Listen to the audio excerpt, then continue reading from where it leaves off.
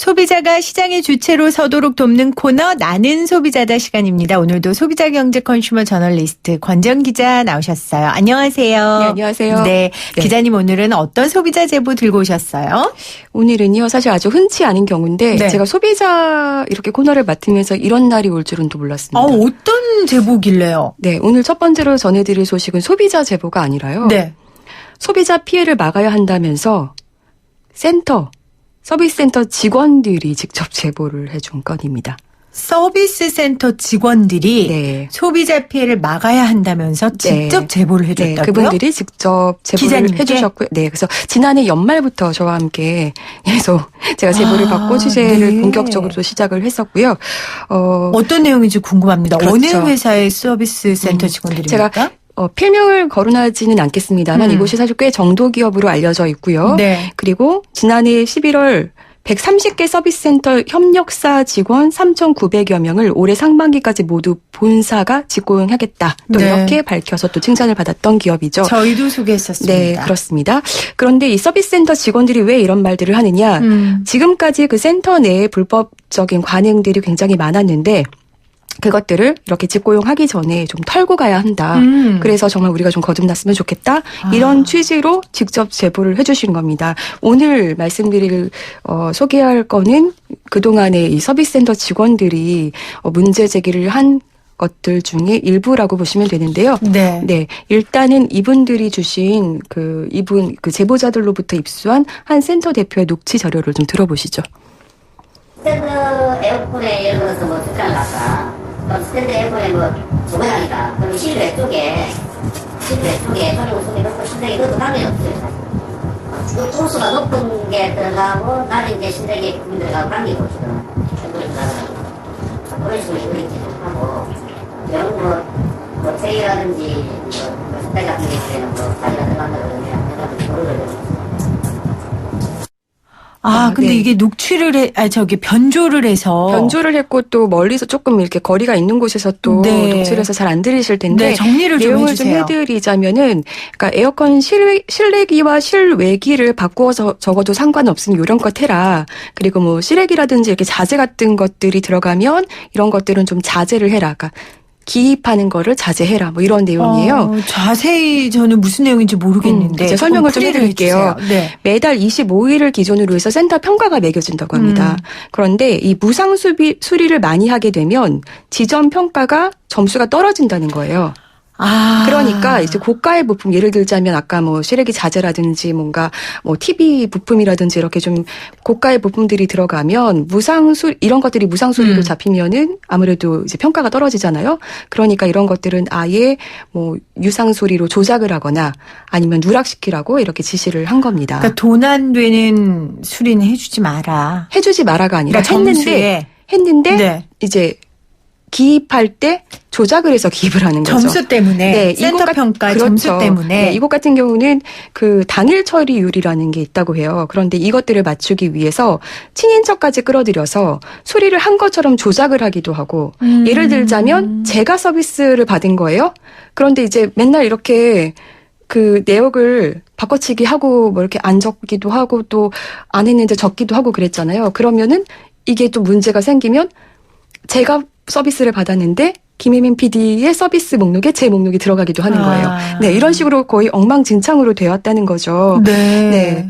그리고 어떤 경우는 수리기사가 퇴근을 하고 다음날 와보니까 임의로 서비스센터 고객 수리 내역이 변경된 경우도 있었다고 합니다. 그러니까 그 경우 같은 경우는 뭐 먼지가 그냥 가득한 제품이라서 설명 정도 한 거였는데 다음날 보니까 배터리가 교체되어 있다고 이렇게 뭐 임의로 또 다르게 조작돼서 적혀 있었던 경우들도 있었다고 하고요. 네.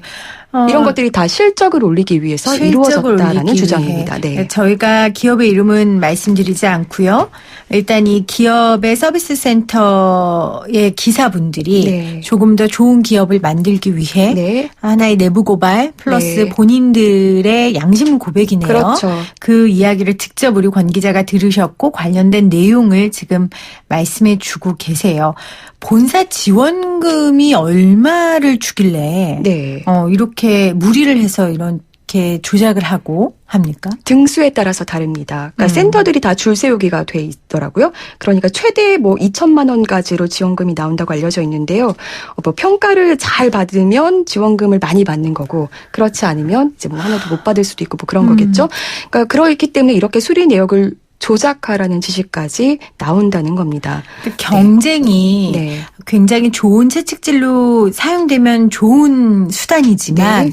이렇게 되는 경우에는 본질을 훼손해 버리는 거잖아요. 네, 그렇습니다. 만약에 우리가 프로그램별로 유튜브 보이는 라디오에 누가 많이 들어오나 경쟁하면 네. 제가 매일매일 막 어느 날은 노란 모자를 썼다가 어느 날은 빨간 모자를 썼다가 아주 무리수를 둘 거란 말이에요. 그러니까 방송이라는 본질에 집중할 수 없겠죠. 그렇죠.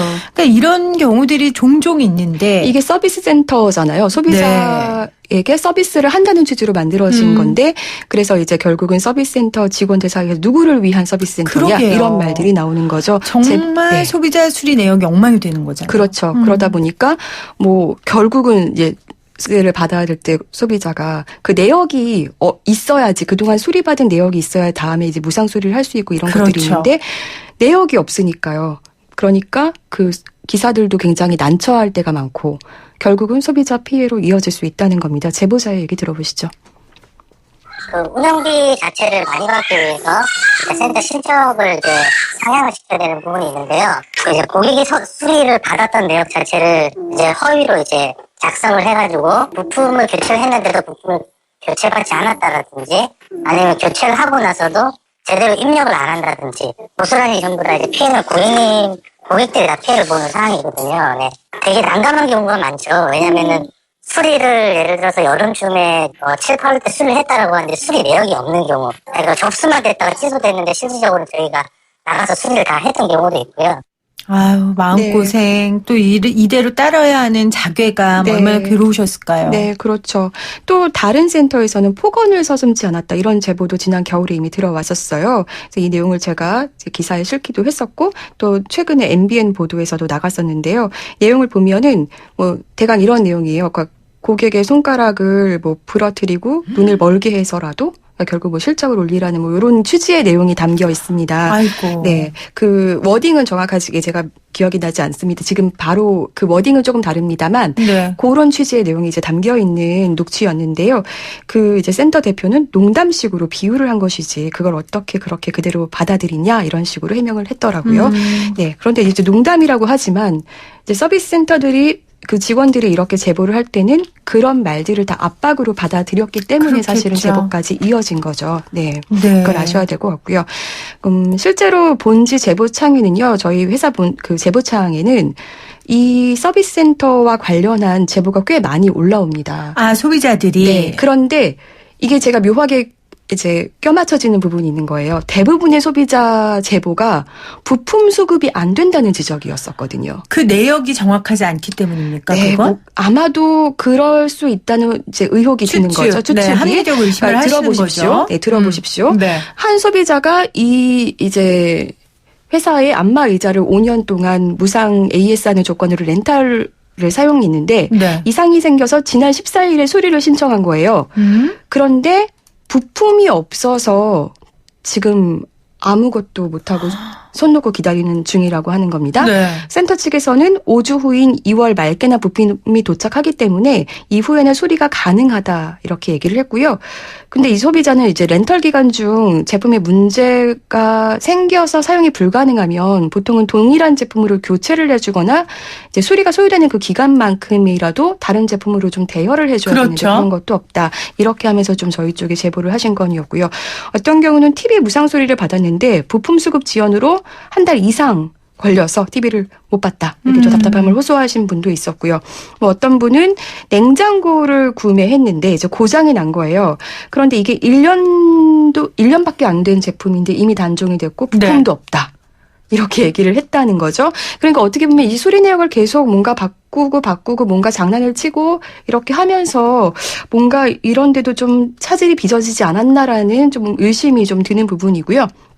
뭐 실제로 한 직원이 늘 부품이 LG가 그 서비스 센터 같은 경우는 부족하고 특히 여름이면 부품이 없어서 고생이다 이런 얘기를 해줬습니다. 그런데 여름 같은 경우는 특히 뭐 공장에서 휴가를 갈 때 부품을 미리 안 주고 가기 때문에 이제 이런 경우들도 있다고 하더라고요. 그런데 아무래도 이렇게 뭔가 임의 조작 그 내역을 임의 조작하고 하면서 좀 부품에 빵꾸가 나는 것은 아닌지 아주 관련이 없어 보이진 않는다. 뭐 이렇게 얘기를 해주었습니다. 그 기업 쪽에 뭐 여쭤보셨어요? 답변이 왔습니까? 네, 굉장히 제가 오랫동안 뭐 연락도 취했고 또 질문지도 보냈고 했으나 제가 사실 공식적인 답변은 아직까지 듣지는 못했습니다. 네. 그런데 이분들 계속 하시는 말씀은 직영이 아니기 때문에 아직까지 우리 회사와는 무관하기 때문에 우리가 뭐 이렇게 할 수 있는 것들은 없다라는 입장인데요. 네. 그런데 이 시점에서 좀 말씀을 드리고 싶은 것은 사실 이제 직고용을 하실 거기 때문에 그리고 지금 이제 어떤 본인들에게 생길 리스크까지 다 떠안고 그 감수하고 사실 제보를 하신 분들 입장에서는 좀 더 깨끗하게 되기를 바라는 어떤 마음들이 있는 거잖아요. 그래서 지금까지는 뭐 어땠을지 모르겠지만 오해가 있다면 좀 푸셨으면 좋겠고 곧 그 직원들이 또 본사로도 방문할 계획이 있다고 하니까요. 대화의 창을 잘 열어가셔서 이런 것들을 하나하나 잘 풀어주셨으면 좋겠습니다. 사실 이런 어떤 제보까지 이어지게 된 계기도 어떤 계기였었냐면 지난해 초부터 유난히 이 회사와 관련된 청원이 많이 올라왔었어요. 네네. 그래서 소비자들의 네, 아니요. 직원들의 직원들이 센터 직원들의 직접요. 네. 청원이 많이 올라왔었고 그러다 보니까 이 직원들끼리의 밴드가 구성이 됐다는 겁니다. 그래서 직원들도 서로 더 많이 알게 된 거죠. 우리 센터만 이런 일이 있는 것 줄 알았는데 네. 이 센터에서도 그런 관행들이 있었구나. 이런 관행들이 뭐 한두 센터가 아니라 많은 센터에서 이루어지고 있구나라는 것들을 알고 이제 제보까지 이어지게 된 거거든요. 네, 그래서 이참에 이제 직고용 하시는 마당에 잘 털고 가시면 좋겠습니다. 그렇습니다. 네. 기업이 한 발 더 전진해 가는 과정이고요. 그 과정에 발목을 잡는 것들은 털고 가는 게 좋으니까요. 또 이 내부 제보를 해준 분들의 마음과 진심을 좀 생각하셔서 그리고 무엇보다 소비자들을 생각하셔서 기업의 적극적이고도 성실한 대책이 있었으면 좋겠습니다. 네. 그리고 이후에라도 뭐 반론을 제기하실 부분들이 있다면 충분히 저희가 받을 의향이 있으니까 얘기해 주시면 좋을 것 같습니다. 생생경제로 연락 주셔도 되고요. 또 우리 권정 기자가 지금 일하고 있는 곳으로 또 연락 주시면 반론 얼마든지 받도록 하겠습니다. 저희 지금 유튜브 제가 오늘 빨간 옷 샀다고 막 자랑했거든요. 옷이라고. 그랬더니 조금 들어오셨어요. 들어오셔서 엔터테인먼트 제이비님 큰돈 쓰셨네요. 보이는 라디오 핑계로 옷 장만하신 거 아니에요?